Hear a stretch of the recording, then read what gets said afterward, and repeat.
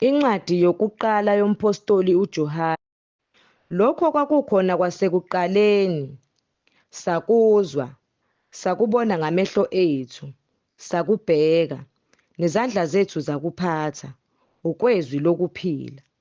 Lokho kuphila kwabonakaliswa, sakubona, siyaqinisa siyanishumayeza lokho kuphila okuphakade okwakukhona kuyise, kwabonakaliswa kithina. Lokho esikubonileyo, sakuzwa, sinishumayeza khona nani, ukuze nani nibe nenhlanganyelo nathi. Kepha thina sinenhlanganyelo noYise neNdodana yakhe uJesu Kristu. Sesiyanilobela lokhu ukuze intokozo yenu iphelele. Nanti izwi esalizwa kuye, sinishumayeza lona lokuthi uNkulunkulu ungukukhanya, ubumnyama abukho kuye nakanye. Uma sithi sinenhlanganyelo naye sibe sihamba ebumnyameni, sinamanga, asenzi iqiniso.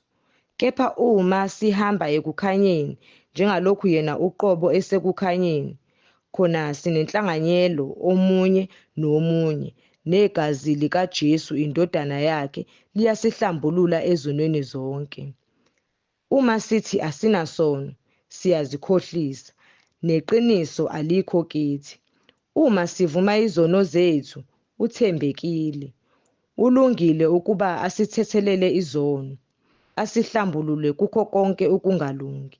Uma sithi asonanga, simenza umqambimanga, nezwi lakhe alikho kithi.